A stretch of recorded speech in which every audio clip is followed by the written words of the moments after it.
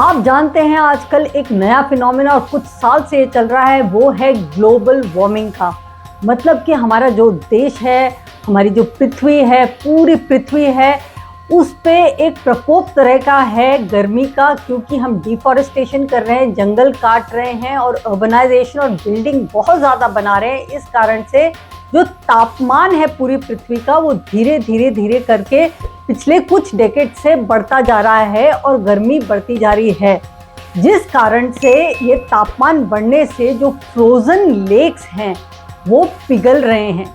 Arctic और Antarctic आप जानते हैं, ऐसे दो रीजन हैं जो पूरे साल 365 डेज ईयर आफ्टर ईयर एकदम बर्फ़ के पहाड़ जैसे वहाँ पे रहते हैं, और वो एक ही तरह के रहते हैं क्योंकि एक टेम्परेचर वहाँ पे मेंटेन रहता है आर्टिक और एंटार्क्टिक में, जहाँ इतना कम टेम्परेचर होता है, इतनी ज़्यादा ठंडी होती है कि पूरे साल में कभी भी वो जो डीफ्रीज नहीं होता है, मतलब बर्फ़ पिघलती नहीं है।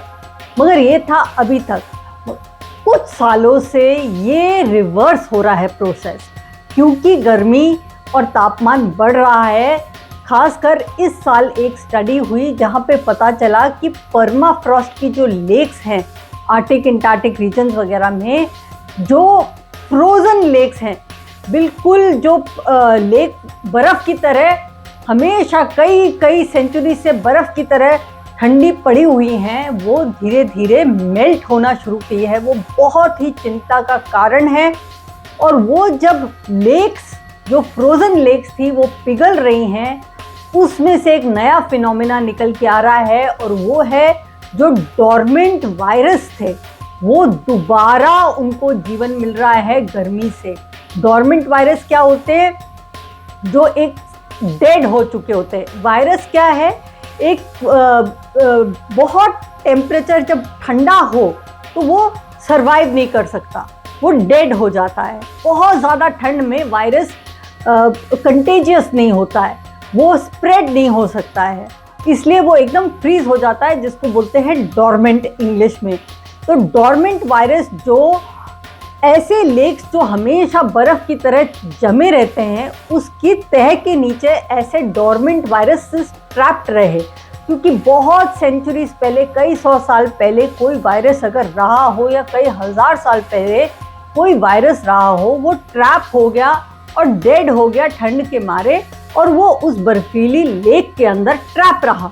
मगर अब इतने हज़ार साल के बाद जब ये लेक्स पिघल रही हैं, तो वो वायरस जो एकदम डेड या डॉर्मेंट या सोने की कंडीशन में चले गए थे, वो फिर जागरूक हो रहे हैं। और ये बहुत चिंता का कारण इसलिए है क्योंकि वो वायरस किस तरह का होगा, क्या इम्पैक्ट होगा हेल्थ पे लोगों के, ये स्टडी करना अभी बाकी है। अभी जो स्टडी न्यूयॉर्क पोस्ट में रिसर्च जो पब्लिश हुआ है, उससे पता चला है कि 48,500 ईयर्स बैक, मतलब तकरीबन 50,000 साल पहले कुछ ऐसे वायरस जो दब गए थे, वो भी जागरूक हुए हैं। 2 डज़न ऐसे वायरस हैं, मतलब तकरीबन 24-25 ऐसे वायरस हैं जो 50,000 साल पहले डॉर्मेंट थे, वो दोबारा जीवित हो रहे हैं। 2 दर्जन ऐसे वायरस हैं। तो ये बहुत ही चिंता का कारण है, और ये बोल रहे हैं कि ग्लोबल मास इलनेस कॉज कर सकते हैं। इनमें से एक वायरस इनफैक्ट आइडेंटिफाई भी हो गया, उसका नाम कैप्टन अमेरिका करके वायरस है। और कहा जाता है कि ये जो लाइव कल्चर उनका स्टडी में साइंटिस्ट ने उसको एग्जामिन किया है, उसको स्टडी किया है, उससे ये पता चल रहा है कि ये पूरे ग्लोब के लिए अटैक कर सकते हैं। इस तरह के वायरस स्प्रेड बहुत जल्दी हो सकते हैं, इलनेस मतलब बीमारी कॉज कर सकते हैं, एंड मैस डेथ्स मतलब कि बहुत बड़ी तादाद में लोगों की मृत्यु हो सकती है ऐसी वायरसेस से। तो ये जो स्टडी है उसके लिए उन्होंने नाम दिया है इन वायरसेस का ज़ॉम्बी वायरस। ज़ॉम्बी क्यों नाम रखा गया? क्योंकि ये 1819 में सबसे पहले शब्द यूज़ हुआ zombie. Zombie Brazilian African descent के लोगों को, जब एक पोएट है रॉबर्ट साउथी, उन्होंने देखा पहली बार, क्योंकि वो प्योर वाइट थे, उन्होंने जब ब्राज़ीलियन अफ्रीकन डिसेंट के लोगों को देखा तो उनकी ट्राइब में कुछ लोगों को ज़ुम्बी करके बोला जाता था, तो उसने उन लोगों के उनकी कम्युनिटी का नाम ज़ॉम्बी रख लिया। बाद के टाइम में उसी रीजन में एक विचक्राफ्ट होता है जो हमारे हिंदुस्तान में जिसे तांत्रिक की विद्या बोली जाती है, उस तरह की साउथ अमेरिका में जो विद्या होती थी, उससे एक मृतक शरीर में को जीवित करने का या उसमें कुछ और आत्मा डाल के उसको विच क्राफ्ट के थ्रू उस डेड बॉडी को उठाने की प्रक्रिया को ज़ॉम्बी बोलते थे। तो वही वर्ड यूज़ हो रहा है क्योंकि ये भी वायरस डेड थे और ये अब गर्मी की वजह से दोबारा जीवित हो रहे हैं। इसीलिए साइंटिस्ट ने इन वायरसेस का नाम, जो 2 दर्जन वायरस दोबारा जीवित हो रहे हैं इन बहुत ही बर्फीली जगहों में, उनका नाम भी रखा है ज़ॉम्बी वायरस, और क्योंकि वो डेड थे और फिर जीवित हो रहे हैं। और इसके अलावा इस तरह की वायरस का एक बहुत ही बड़ा लक्षण ये है, जो कि डॉक्टर सौम्या स्वामीनाथन, आप जानते होंगे, आपने नाम सुना होगा, वो फॉर्मर WHO की साइंटिस्ट रही हैं। बहुत ही इमिनेंट नाम है मेडिकल रिसर्च में उनका, और WHO में तो आप जानते हैं वो काफ़ी प्रेस कॉन्फ्रेंसेस करती थी। कोविड के टाइम भी आपने उनसे कई भाषण सुने होंगे कोविड के बारे में। तो उन्होंने कहा है, डॉक्टर सौम्या स्वामीनाथन ने, कि जो ज़ॉम्बी वायरस है वो सिर्फ 36 घंटे लेंगे, 36 आवर्स लेंगे, एक बहुत ही रिमोट पिछड़े हुए गांव से निकलकर पूरे दुनिया में फैलने को उसको, उस वायरस को सिर्फ 36 आवर्स चाहिए। तो शॉकिंग है।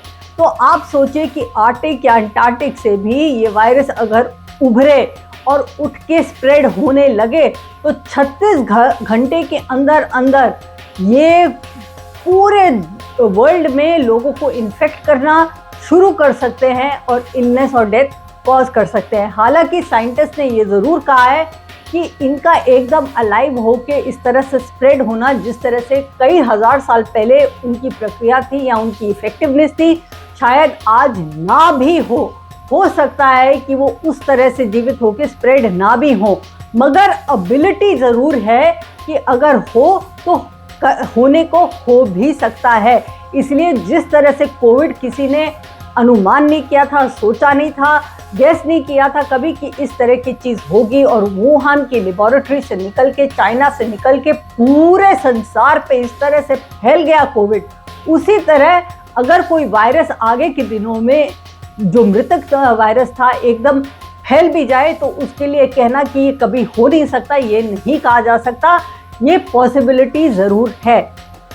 तब तक एक और खबर इस तरह की आ रही है कि ये वायरसेस तो चलो डेड थे, मगर कुछ पहले के डिजीजेस जो पहले हमने वैक्सीन करके उनको बहुत कंट्रोल किया था, वो भी दोबारा काफ़ी बड़ी तादाद में फैल रहे हैं, जैसे कि मीज़ल्स तकरीबन पूरे संसार से हट गया था, क्योंकि इसकी डबल डोज वैक्सीन होती है और तकरीबन सब बच्चों को लगाई जाती थी और उसके बाद मीज़ल्स बच्चों को नहीं होते थे। मगर कोविड के दौरान पे सबका अटेंशन इतना कोविड की तरफ चला गया, कोविड की वैक्सीनेशन की तरफ चला गया, कि लोगों ने जो नॉर्मल वैक्सीन्स थी जैसे पोलियो, मीज़ल्स, उसको थोड़ा निग्लेक्ट कर दिया और वो सारी वैक्सीन जो हर साल छोटे बच्चों को लगती है, कुछ हद तक नहीं लगी।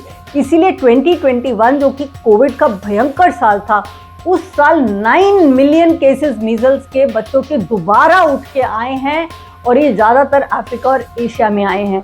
तो ये एपिसोड में मैं आपको बताना चाहती थी कि केवल एक कोविड आया और चला गया तो हम सोचे कि बात खत्म होगी, ऐसा नहीं है। इसके अलावा global warming, deforestation, urbanisation, globalisation और उसके अलावा वाइल्ड लाइफ और डोमेस्टिक लाइफ का काफ़ी जो गैप था वो कम हो जाने के कारण ये जो वाइल्ड लाइफ या काफ़ी रिमोट वायरसेस थे वो अर्बन सेंटर्स में भी और बाकी जहाँ लोग रहते हैं, डोमेस्टिकेटेड एरियाज़ होते हैं, उनमें स्प्रेड करने की उनकी क्षमता है। और जो कुछ पुराने वायरसेस हैं जो हमने वैक्सीन से ख़त्म किए थे, वो भी कोविड की तरफ हमारा ध्यान जाने के कारण दोबारा उठ के आए हैं। तो ये एक नया थ्रेट ज़ॉम्बी वायरस का उठ के आया है, जिसके बारे में हमें जानना बहुत ज़रूरी है कि कोविड से कहानी ख़त्म नहीं हो गई, आगे भी कुछ भी हो सकता है और हमें रेडी रहना पड़ेगा कि इस तरह का वायरस अगर आए और स्प्रेड हो और मास इलनेस और मास डेथ की कैपेबिलिटी रखता हो, तो उसको कंट्रोल करने के लिए हमें किस तरह की तैयारी करके रखना ज़रूरी है।